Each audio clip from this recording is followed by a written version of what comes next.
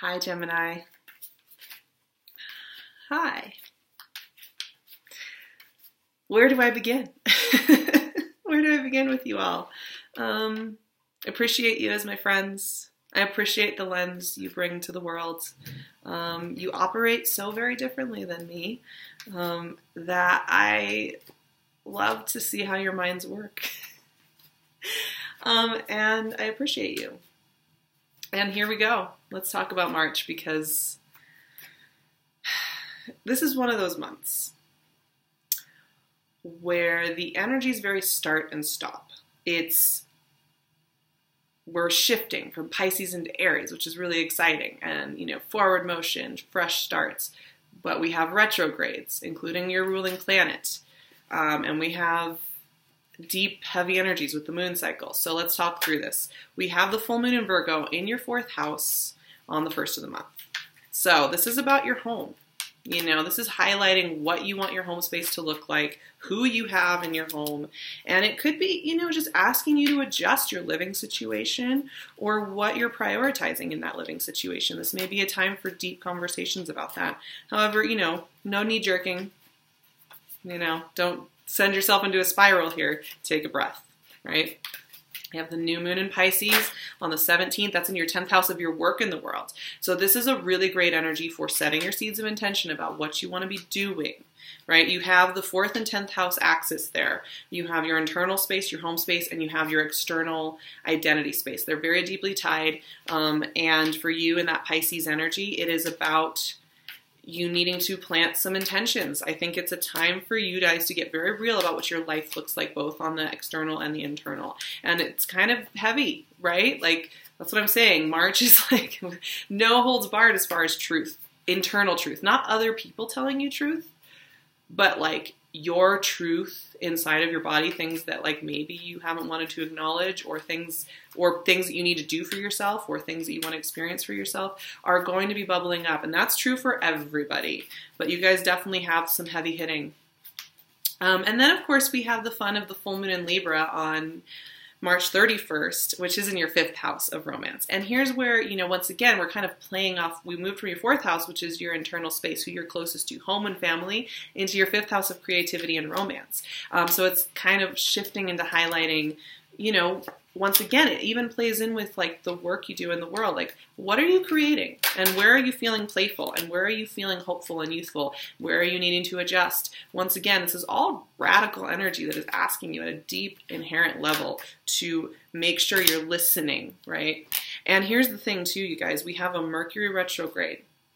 We shift from your 10th house of Pisces, which is all about what you're doing in the world, and you being asked to ask big questions about that, big questions about your career. And I know it's heavy, man.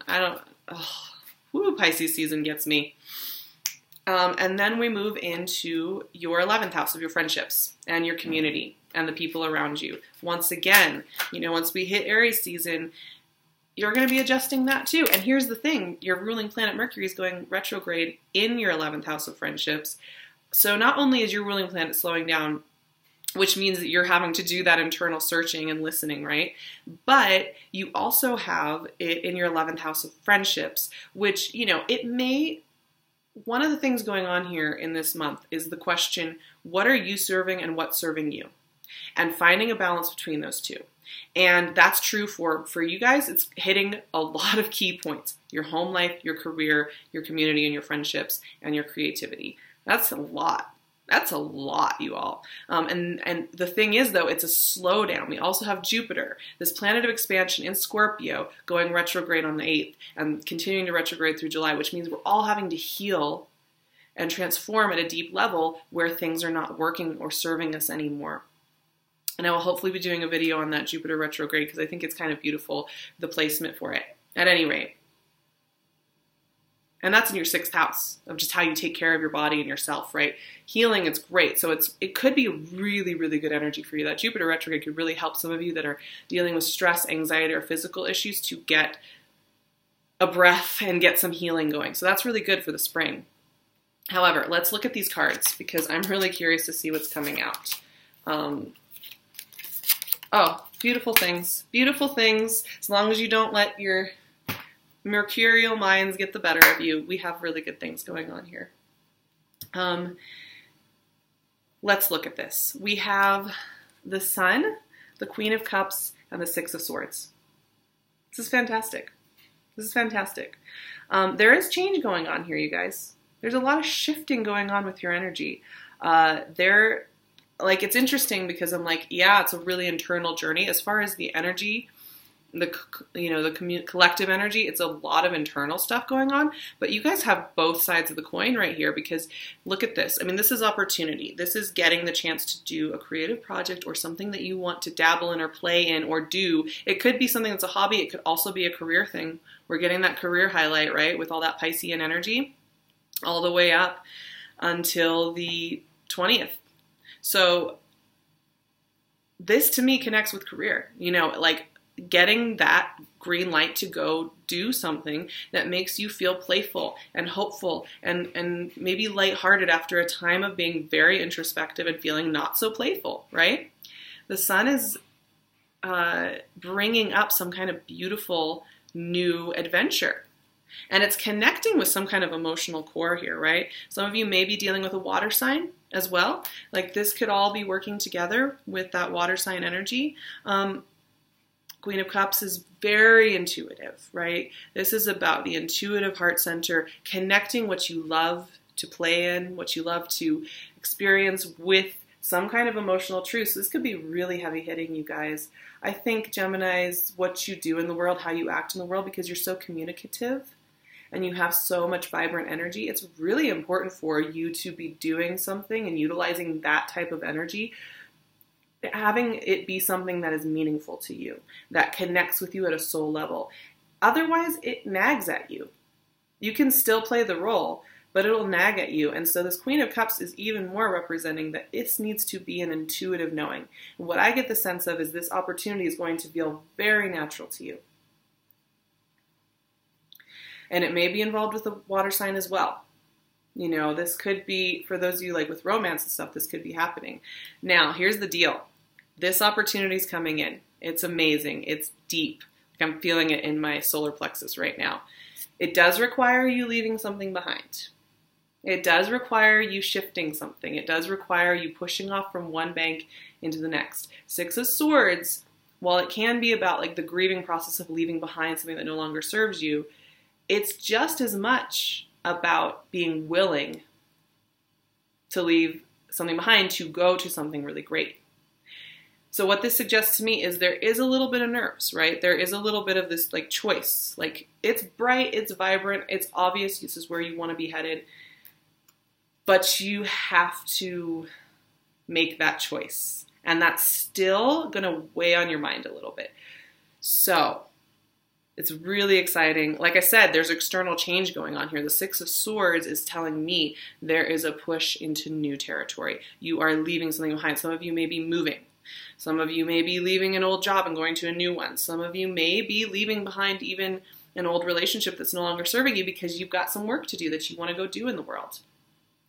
For some of you too, the interesting thing about Six of Swords, for those of you dealing with somebody who's either like a Leo or a water sign or somebody who's very vibrant and creative, if it has to do with relationship, it could be that you're being asked to leave one shore in order to meet them. There's a lot of ways that plays out, but at any rate, there is a call for a shift here. And that energy continues because I'll show you the next three cards we have. Page of Wands, Queen of Wands, and Death. Shifting again. And here's Scorpio again. My gosh, you guys, the Scorpio thing is so real. I think the Scorpio reading even had Gemini energy in it. Actually, it did. Crazy. There's something going on there with you guys. I appreciated all your comments, by the way, about that relationship. But, okay. What was I saying about creativity? We're getting all these fiery, playful energies. Some of you may really be dealing with somebody who's got a lot of fire in their chart. You may have these people around you, and actually it's a really great thing for you. It's super playful. It's very buoyant energy for you. It plays very well with Gemini, with that airy, fun, lively energy. Having fire energy like this is fantastic for you. This is really symbiotic for you. And this Page of Wands, once again, here is an opportunity. There are opportunities coming up, and I think the steps are going to be quite clear. There's something about, there's a precision to all the energy coming out here where it's like, you get the green light, you get the yes, you take the step, then you get the next yes, then the next answer's coming. And it just keeps showing up. Page of Wands energy is very good for like, okay, now we have everything figured out, right? We have the funding, we have the house, we have the connection that you wanted to make. We have the space that you can do the work in. Queen of Wands. Some of you, you have the Queen of Cups and the Queen of Wands, so there's really regal energy coming in here. Taking your seat at the table, right? Queen of Wands is about timing more than anything. She's not antsy. She will sit and watch the situation and know that the correct answers are coming right to her. No worries at all, right? So partially this has been timing. We've been talking about that a lot, I know, with allowing the timing to come, allowing the information to come through when it's coming through. But I'm seeing, really, you guys, this is so great for career. That's really where I'm seeing this happen. Like you are getting some kind of opportunity, energy going on here. Now, of course, some of you may really be dealing with like a Leo, which is great. Leo energy, once again, wonderful for you. Or a fire sign of some kind, or somebody very fiery and passionate and creative. Fantastic. But once again, we have the Death card. And to me, this is just saying that you are leaving behind. I mean, these came out like this.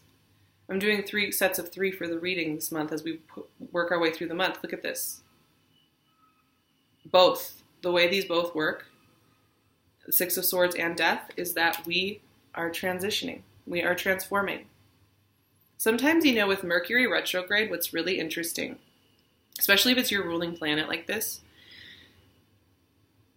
is that, well, yes, okay, it seems a little bit harder to get things done or communication to get through. However, it's actually what it's doing. It is preparing you for the next iteration of your being. It's like saying, okay, like we're going to go do this. We're going to go live this new life.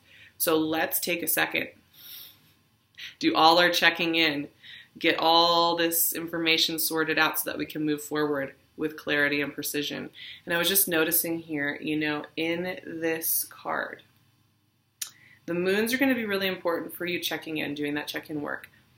I don't have the moon card out right now, but look at these 2 towers in the background of the Death card. Those are the same towers that are in the moon card. But in the Death card, the sun is coming up. You are no longer beholden to this dream landscape that can make you feel a little unhinged or uneven. Answers are coming, and you are being asked to take some risk.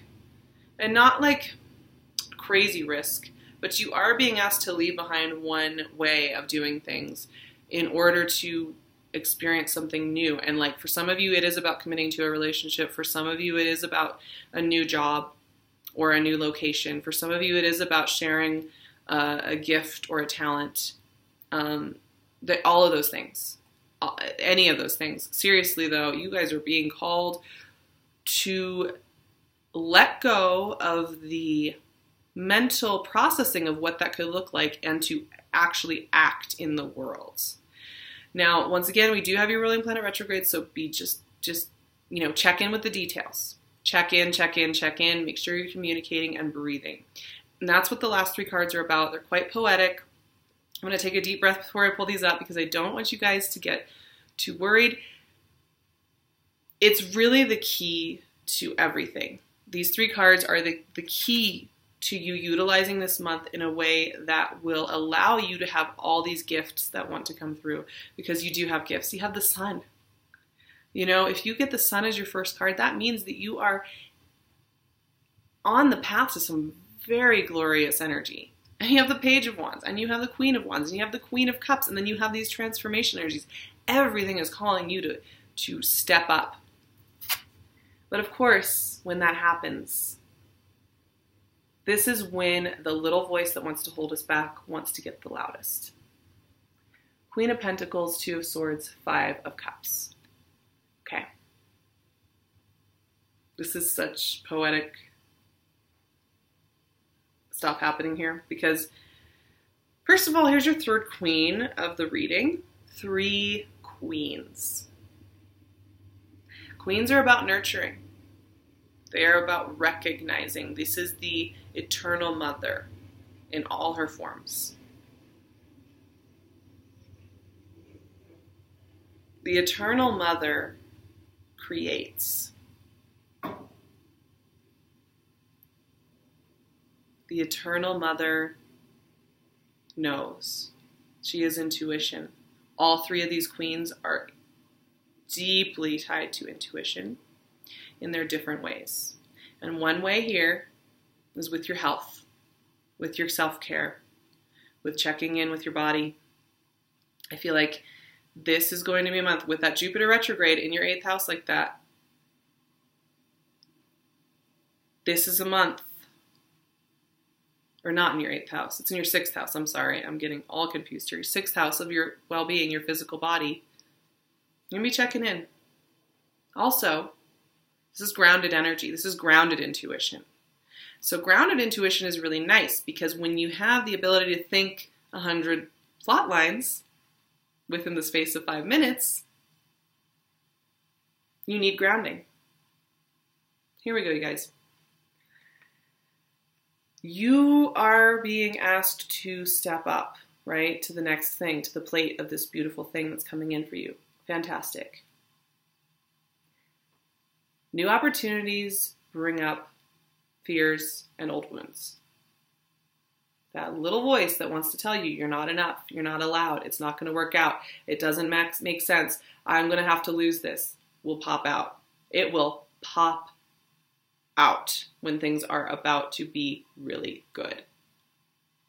Two of Swords, you feel as though you can't move. Now, this could be Mercury retrograde energy working on you. You maybe want to take a time. This is protective energy. Two of Swords is protective energy. It is telling you to slow down, make sure you're listening in. It can also make you feel like you have to believe all the stories that are told when you can't see and do. Five of Cups. It's a grieving card, right? You are mourning. You are no longer going to be what you were before you take this journey. That's absolutely true. Look at all three of the cards on the right side of this reading. They came out like this. Six of Swords, Death, Five of Cups, right? You are changing. It's not surprising that something like this would come up. In order to gain this new energy here with these cups and this landscape behind her, she's got to let go of those cups. You got to let go of whatever it was that you felt you had to be. Or fears, right? And this grounding is really where it starts. Stick with this, right?